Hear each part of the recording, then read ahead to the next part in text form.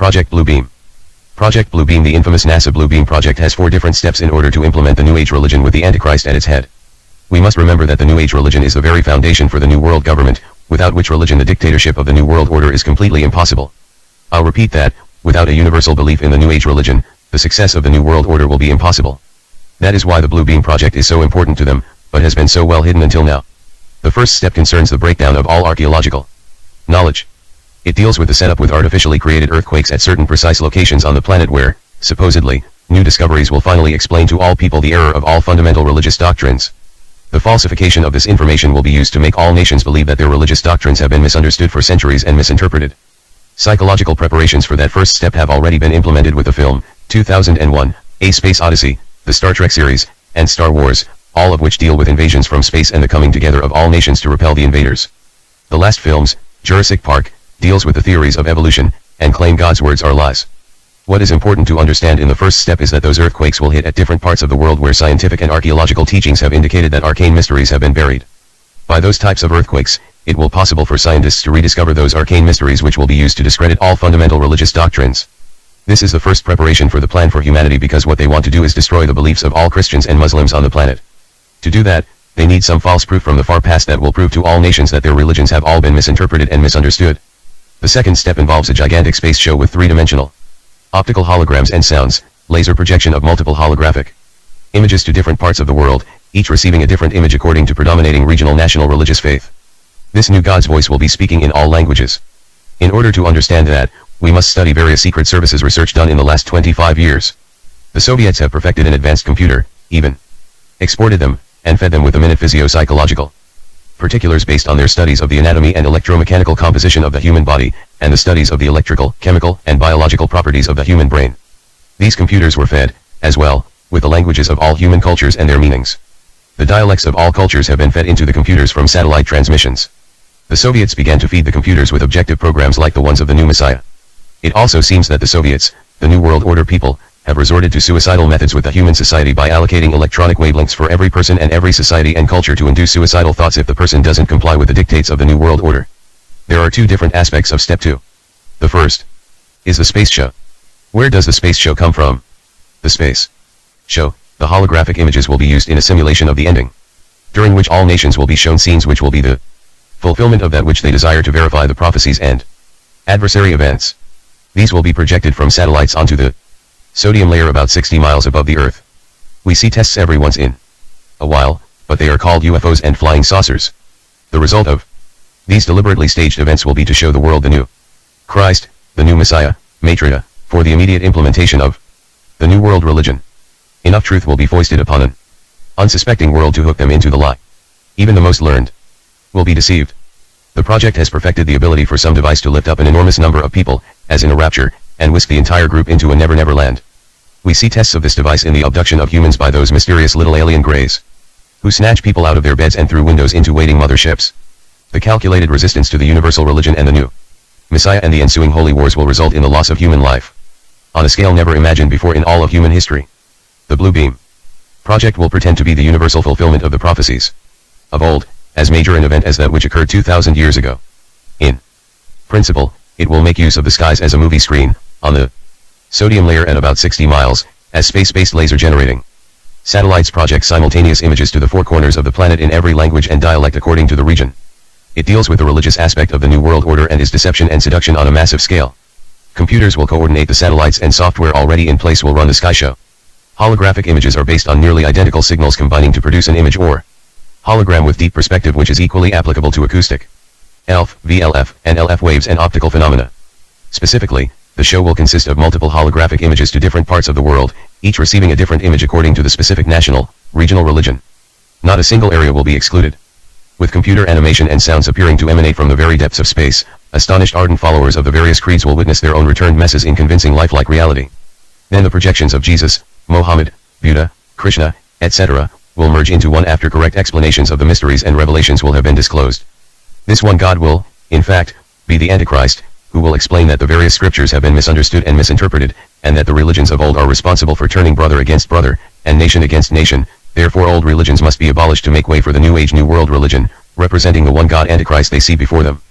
Naturally, this superbly staged falsification will result in dissolved Social and religious disorder on a grand scale, each nation blaming the other for the deception, setting loose millions of programmed religious fanatics through demonic possession on a scale never witnessed before. In addition, this event will occur at a time of profound worldwide political anarchy and general tumult created by some worldwide catastrophe. The United Nations even now plans to use Beethoven's Song of Joy as the anthem for the introduction for the New Age One World religion. If we put this space show in parallel with the Star Wars program, we get this combination of electromagnetic radiation and hypnosis have also been the subject of intensive research. In 1974, for instance, researcher G. F. Shapitz said of one of the research proposals that, in this investigation it will be shown that the spoken words of the hypnotist may also be converted by electromagnetic energy directly into the subconscious part of the human brain without employing any mechanical device for receiving or transporting the message, and without the person exposed to such influence having a chance to control the information input consciously. It may be expected that the rationalized behavior will be considered to have been taken out of their own free will. Anyone investigating so-called channeling phenomena right now would be wise to take this area of research into consideration. It will be noted that those who think of themselves as channelers has escalated rapidly since this type of research was conducted. It is uncanny how similar their messages are, despite which entity they claim to be their source of divine guidance.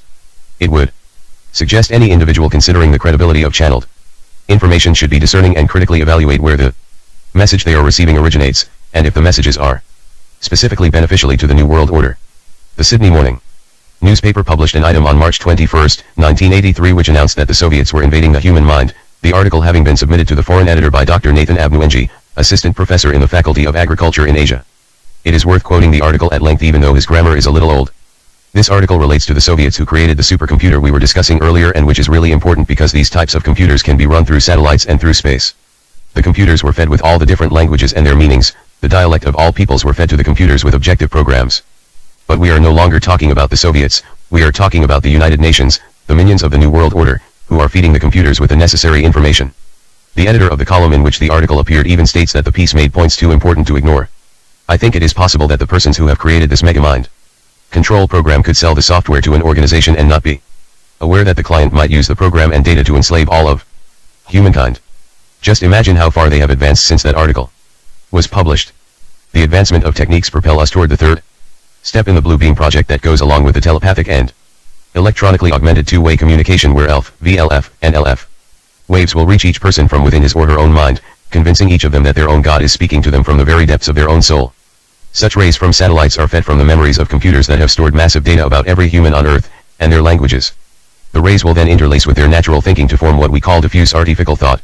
That kind of technology goes into the 1970s, 1980s, and 1990s research where the human brain has been compared to a computer. Information is fed in, processed, integrated and then a response is formulated and acted upon. Mind controllers manipulate information the same way a computer for grammar manipulates information. In January 1991, the University of Arizona hosted a conference entitled, the NATO Advanced Research Workshop on Current and Emergent Phenomena and Biomolecular Systems. What does that mean exactly? It means this: we refer to one paper that was delivered at the conference which stands out for its different attitude towards the development under discussion at that time. It was, in effect, a protest and chilling warning to the attending scientists about the potential abuse of their research findings. Their findings, of course, stated that the United States has already developed communications equipment which can make the blind see, the deaf hear and the lame walk. It can relieve the terminally ill from pain without the use of drugs or surgery. I'm not talking about science fiction. A man might retain the use of all his faculties right up to the moment of his death. This communications equipment depends upon a completely new way of looking at the human brain and neuromuscular systems and radiation pulses at ultra-low frequencies. Some of this equipment is now operational within the Central Intelligence Agency, CIA, and Federal Bureau of Investigation. It will never be used to make the blind see, the deaf hear and the lame walk because it is central to the domestic political agenda and foreign policy of George Bush and his puppet masters of the New World Order. Domestically, the new communications equipment is being used to torture and murder person who match profiles. Imagine to be able to screen a given population for terrorists, to torture and murder citizens who belong to organizations which promote tolerance and peace and development in Central America, to torture and murder citizens who belong to organizations who oppose the development and deployment of nuclear weapons, and to create a race of slave called automatons, or what is popularly called the Manchurian candidates. Overseas experimentation is taking place on hostages held by the United States and Canada, Great Britain, Australia, Germany, Finland, and France. Additionally, there has been a long series of bizarre suicides among British computer scientists, all of whom have had some connection to the United States Navy. What it is possible to ask before such a psychology of terror is this: Would any government, corporation, or psychiatrist willfully promote such horror today? The answer is quite obviously, yes. Government agencies and the corporations that work with them toward New World Order are prepared to promote anything that will help them achieve their objective of total social control. As for the question of why, for one thing, if you terrify the public and make them fear for their safety, they will allow you to implement draconian law enforcement practice, disarm them and keep extensive records on them, and they only have to tell you that it is all to protect you, of course. Secondly, it promotes the decay of the present democratic forms of political systems, and leads societies to search for alternative methods of political ideology. Of course, the alternative has already been planned. It is called the New World Order and it will not have your safety or interests at heart. As George Bush said, read my lips. Fear has always been used by powerful elite to control and subjugate the masses. The old maxim, divide and conquer, is being played out to the limit worldwide to ensure that everyone is frightened for their personal safety, and to be suspicious of everyone else. This, too, is mind control. To go further in regard to the new technology which is at the base of the NASA Blue Beam project, we have to consider the statement by psychologist James V. McConnell which was published in a 1970s issue of Psychology Today. He said, "The day has come when we can combine sensory deprivation with drug hypnosis and astute manipulation of reward and punishment to gain almost absolute control over an individual's behavior. It should then be possible to achieve a very rapid and highly effective type of positive brainwashing that would allow us to make dramatic changes in a person's behavior and personality." Now, when we talked before about that kind of ray and the telepathic and electronically augmented communication, the kind of rays that are fed from the memories of computers which store massive data about humans, human language, and dialects, and we said that the people will be reached from within, making each person to believe that his own God is speaking directly from within his or her own soul, we refer to that kind of technology and that kind of thinking that same psychologist was espousing. That is, we should be trained from birth that we should all do what society wants us to do rather than what we want to do for ourselves, that because they have the technology to do it, no one should now be allowed to have their own individual personality. This statement and these ideas are important because it is the basic teaching of the United Nations that no one owns his or her own personality. And that same psychologist claims that no one has any say-so about the kind of personality they acquire, and there is no reason to believe you have the right to refuse to acquire a new personality if your old personality is considered antisocial. What is important in this declaration is that the New World Order will be set up over the current system, meaning the old way of thinking and behavior, and religion will be considered the old and incorrect way of thinking, and that they can change it at one of the eradication camps of the United Nations to make sure that anyone with this antisocial behavior will be disposed of quickly so that other modified individuals will be able to fulfill the needs and agendas of the New World Order without being distracted by the truth. Could this be the greatest mind control project ever? The NASA Blue Beam project is the prime directive for the New World Order's absolute control over the populations of the entire Earth. I would suggest you investigate this information carefully before dismissing it as fanatic lunacy. If we go further in the different reports we have presented, we find that the mind control operations and technology include a transmitter that broadcasts at the same frequency as the human nervous system, which transmitter is manufactured by the Laurel Electro-Optical System in Pasadena, California. Laurel, a major defense contractor, has previously conducted research on directed energy weapons for Lieutenant General Leonard Porras of the U.S. Air Force, who was searching for a weapon that could implant messages into the minds of the enemy while urging his own troops onto superhuman deeds of valor. The device employs electromagnetic radiation of gigahertz frequencies pulsed at extremely low frequencies, ELF. It is used to torture people both physically and mentally from a distance. Weapons of this type are thought to have been used against a British woman protesting the presence of American cruise missiles at Greenham Common Air Base during the 1970s. This weapon can be used to induce total sensory deprivation by broadcasting signals into the auditory nerve at such high power that it blocks the ability of the individual to hear themselves think. The process employed by such ELF technology are described in various U.S. Defense Department publications, including one entitled, The Electromagnetic Spectrum and Low-Intensity Conflict, by Captain Paul E. Tyler, Medical Commandant, U.S. Navy, which is included in a collection entitled, Low-Intensity Conflict and Modern Technology Edict, by Lieutenant Col. David G. Dean, U.S. Air Force. The paper was delivered in 1984 and the collection published 1986 by Air University Press, Maxwell Air Force Base, Alabama. Another pulse microwave device can deliver audible signals directly to an individual while remaining undetectable to anyone else. The technology is very simple and can be built by using an ordinary police radar gun. The microwave beam generated by the device is modulated at audio frequencies and can broadcast messages directly into the brain. Now here we come to the NASA Blue Beam project. The broadcasting of subliminal two-way communication and images from the depths of space correspond directly to that kind of technology. In his book, The Body Electric, Nobel Prize nominee Robert Baker describes a series of experiments conducted in the early 1960s by Alan Free where this phenomena was demonstrated, as well as later experiments conducted in 1973 at the Walter Reed Army Institute of Research by Dr. Joseph C. Sharp, who personally underwent tests in which he proved he could hear and understand messages delivered to him in an echo-free isolation chamber via a pulsed microwave audiogram, which is an analog of the word sound vibration beamed into his brain. Baker then goes on to state, such a device has obvious application for covert operations. Designed to drive a target crazy with unknown voices or deliver undetectable instructions to a programmed assassin. Now figure out when we hear that voice from the New World Messiah who would be speaking from space to all of the sane people of the earth who might give instructions to zealots and religious fanatics, we would see hysteria and social mayhem on a scale never witnessed before on this planet. No police forces in the world, even as a combined front, could deal with the disorder that will follow. A 1978 book entitled, Microwave Auditory Effect and Application, by James C. Lynn describes how audible voices can be broadcast directly into the brain. This technology could actually allow the blind to see and the deaf to hear. Instead, it has been turned into a weapon to enslave the world. Alan Free also reports that he could speed up, slow down or stop the hearts of isolated frogs by synchronizing the pulse rate of a microwave beam with the heart itself. According to Robert Baker, similar results have been obtained using live frogs, which shows that it is technically feasible to produce heart attacks with rays designed to penetrate the human chest. Editor's note, both the author of this report and his colleague died of heart attacks only days apart, one in Canada and the other while visiting Ireland. Neither had a history of heart problems. I should mention also that Dr. Baker does not participate in such research. It has been demonstrated that focused ultra-high-frequency UHF electromagnetic energy beams can be used to induce considerable agitation and muscular activity or induce muscular weakness and lethargy. Microwaves can also be used to burn human skin and aid the effect of drugs, bacteria, and poisons or affect the function of the entire brain. These effects were all revealed at length by the CIA on September 21, 1977 in testimony before the Subcommittee on Health and Scientific Research. Dr. Sidney Gottlieb, who directed the MK-Ultra program at that time, was forced to discuss the scope of the CIA's research to find techniques of activation of the human organism by remote electronic means. So this is something that exists right now, that has been pursued to its highest degree, that can be used from space to reach any person, any place on the face of the Earth. If we go deeper in that process of mind control over the people, we find that the equipment and technology has been used to influence politics in a much more direct fashion. Michael Dukakis, the Democrat candidate running against George Bush in the 1988 election, was targeted with microwave technology in order to impede his public speaking performance once the public opinion polls showed he posed a serious threat to Bush's election prospects. He also claims that the equipment was used against Kitty Dukakis and drove her to the brink of suicide.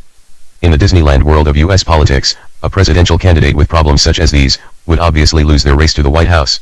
In the December 1980 edition of the U.S. Army Journal, called The Military Review, a column by Lieutenant Col. John B. Alexander, entitled, The New Mental Battlefield, Beam Me Up, Spock, provides further insight into the technical capabilities at the disposal of the controller.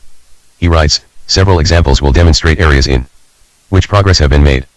The transference of energy from one organism to another, the ability to heal or cause disease to be transmitted over a distance, thus inducing illness or death from no apparent cause, telepathic behavior modification which includes the ability to induce hypnotic states up to a distance of 1,000 kilometers, have been reported.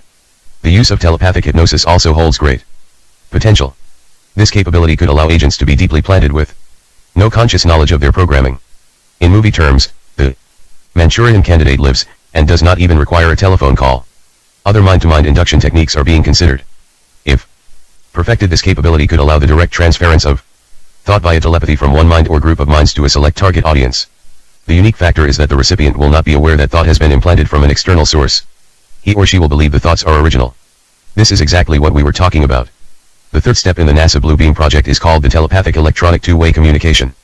Lieutenant Col. Alexander's article continues, if it is possible to feed artificial thought into the multigenic field via satellite, the mind control of the entire planet is now possible. An individual's only resistance would be to constantly question the motivation behind their thoughts and not act upon thoughts which they consider to be outside their own ideological, religious, and moral boundaries. Once again, it is wise to consider how television, advertising, modern education, and various types of social pressure are used to manipulate those boundaries.